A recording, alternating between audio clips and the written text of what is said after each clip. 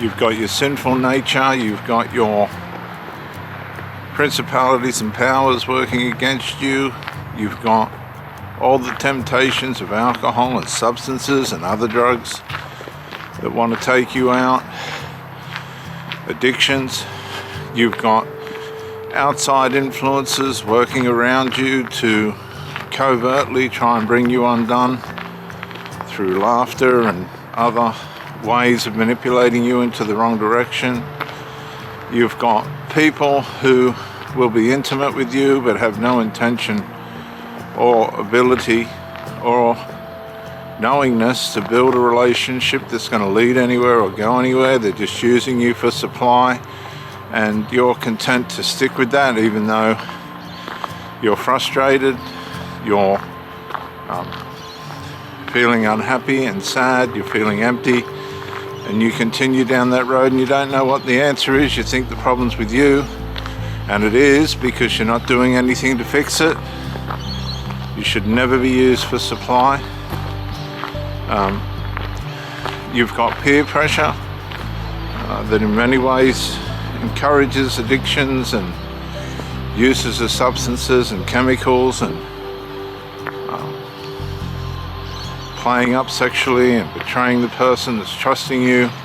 You've got all this stuff, and you might agree, you might actually agree and think that it's right to be that way, but that's not so. That's not how it's meant to be. These are all the things that are leading to your demise. You get hurt, you get heartbroken, you get physically hurt. My second marriage, the woman began to become overt. She was a covert narcissist. Absolutely 100% something wrong. She was using pills more than what I realized. And one day we were going to meet and go for a walk. She didn't turn up. This caused confusion and anxiety in my mind. I had an accident that changed the whole course of my life through injury. I shattered an ankle, snapped my right wrist, I got a plate in my right wrist and screws in my ankle. I was never able to run again. These are the consequences of not discerning the people that you're with properly. They will bring you to your demise, or try to. You'll at least be injured mentally, at least, if you get out of it physically.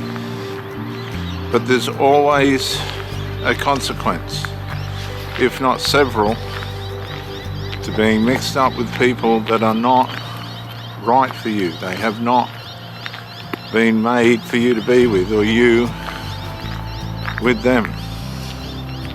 And this is what happens regularly.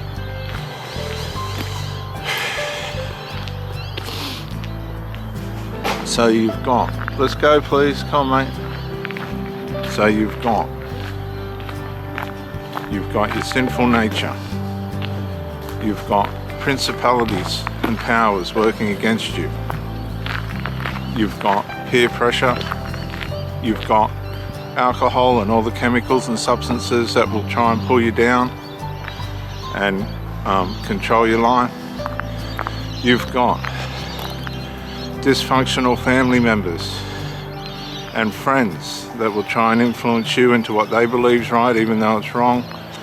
And if you submit and subject yourself to these influences, you can be mortally wounded, physically injured, or at least mentally harmed. This way please, I don't want you over there, I want you over here.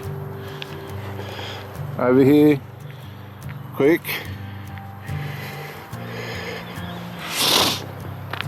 And then you have yourself, who is supposed to be the captain of your ship. You're supposed to be the one guiding your pathway through the storms, the floods and the winds, the temptations and all the other stuff that comes to get you in this world. You're the captain. of your ship. And if you're not doing a good job, then you better pick someone to take your place to lead you in the right direction. And I would recommend going to the cross where Jesus was crucified and questioning its validity, and you'll find that the cross and the promise of the Holy Spirit will help you to get your life back on track and undo all the harm and help with all the losses and heal all the hurts that you have acquired throughout your journey. The Holy Spirit will teach you and guide you and give you wisdom and understanding, counsel and might, the might you need to find your way out. And when it comes to intimate relationships, we rush in, we devote ourselves immediately through early intimacy. The act of intimacy will be what we believe to be the ticket to commitment, faithfulness and loyalty. But that's not enough, because remember, a lot of people just use intimacy or sex as a means of supply, as a means of gratifying the lust that they have in that part of their life. And if you're just a means of gratification for that, and you're thinking that there's much more to it than that, then you're deceived. You've sold yourself short.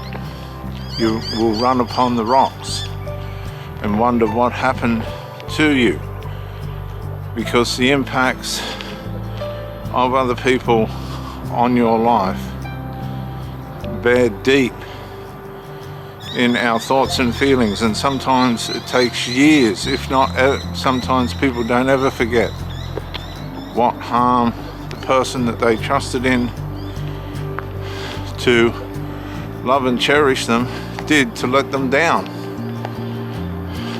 And then they feel the shame and guilt of that, the memories of that, all the questions that come with that for the rest of their lives. So as soon as there's warning signs, if you have rushed in and slept with somebody and decided that this intimacy is the way you recognize that you need to be devoted and all the rest of it, and you're dealing with somebody that's completely letting you down, you need to step back. You need to detach according to the way in which you're being treated or not being treated negatively. You stay positive and work with the positive parts of the relationship, but you take caution and precautions and detach according to the elements of the relationship that are not working in your favor. And I don't mean selfishness, I mean in a way in which is fair on the relationship. And here please, here please, here. Fair, come here. Fair on the relationship, and come on, and justifies their effort. And if the effort's not there, why should yours be there? A lot of you people push in to relationships that don't deserve your devotion, effort, faithfulness, or loyalty. And you waste your life, you waste time in your life. And there's no justification for this. It's called stupidity. You're building your house on the sand, and you're watching the house get washed away by the misbehavior through omission and commission by the person that you're with. So you need to detach. You need to wake up. You need to say, this is not for me. Hank, sit, sit, sit, sit. Good boy.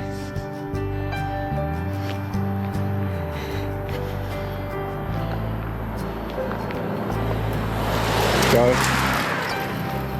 And as you detach and start to realize you put yourself in the wrong situation, then you'll be able to recalibrate, start to heal, start to come to terms with what you've done, learn from that,